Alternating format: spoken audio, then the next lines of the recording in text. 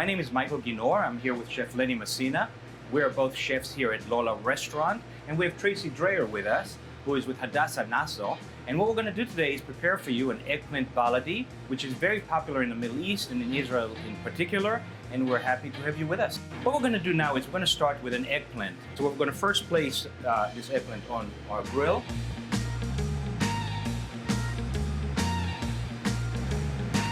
After about 20 to 30 minutes, the eggplant should be nice and soft inside and hot. We're going to actually take it off the grill.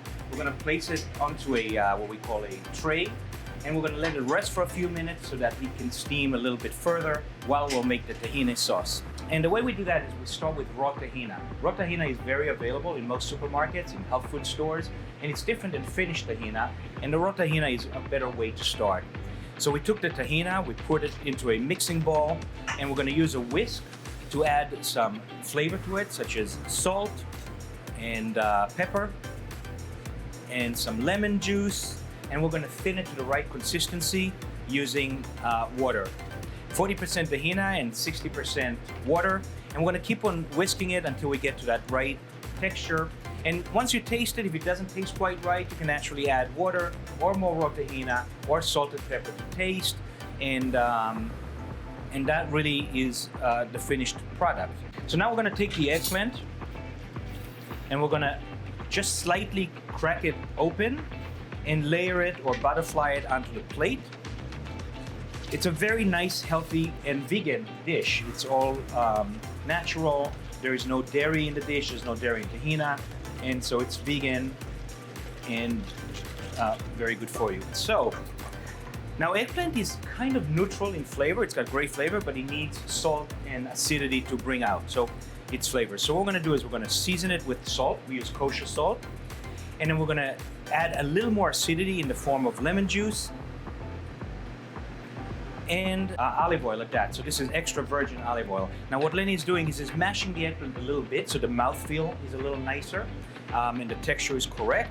We have taken the tahina that we made and put it into what we call a squeeze bottle, which is very popular in the restaurant world, and you should be using it at home too because it controls the flow of the tahina or anything else in it. So we put salt, lemon juice, a very nice healthy amount of olive oil, and now we're going to start the finishing touches. So we're going to first drizzle tahina, and when I say drizzle, I actually mean a generous amount of tahina over the eggplant. And then we will garnish it with cilantro and with pomegranates, pine nuts, and some parsley. So a nice handful of pine nuts. Pine nuts are very popular in the Middle East. These are roasted, so you can either purchase roasted pineapples or slowly roast them yourself in a toaster oven or in a pan, slow and long so they don't get burnt. And then we're going to use some pomegranates. The pomegranates are obviously very Middle Eastern, very Israeli. We're going to use that to add acidity, a little bit of sweetness and textural effect because of the seeds of the pomegranate. And finally, we're going to garnish with some cilantro and with parsley leaves as well, which have been picked from the stem. And that will be our dish. What inspires you when you create new dishes?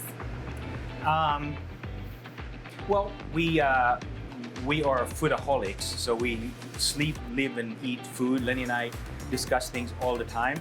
We're often influenced by our own knowledge, our own ideas. We also travel often. I personally have literally just returned from Israel and Turkey, and Lenny was with me in Israel last year, so we will look at ingredients, we will look at what other chefs are doing and come up with our own concepts.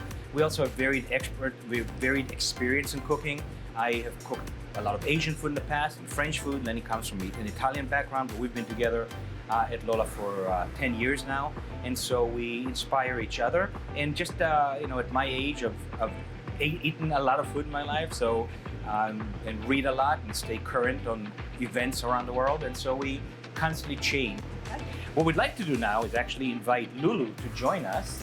Lulu is also part of the Hadassah Nassau organization, and we now remember we talked about making sure that you do love it. Oh, all right, okay. So here's a spoon for you to try. Thank you. And just let us know if it meets your palate. No, that's a good shoe. Thank you, chefs, for inviting us into your beautiful kitchen, sharing this wonderful recipe, and for your ongoing support of Hadassah. Rather, thank you, Tracy. Thank you for being here. Thank you for supporting and being involved with Hadassah. And you as well, Lulu. Thank you, Lenny, for making a beautiful dish. And thank you for joining us. Please support Hadassah. Support it with your hearts. Support it with your wallets. And thank you for joining us.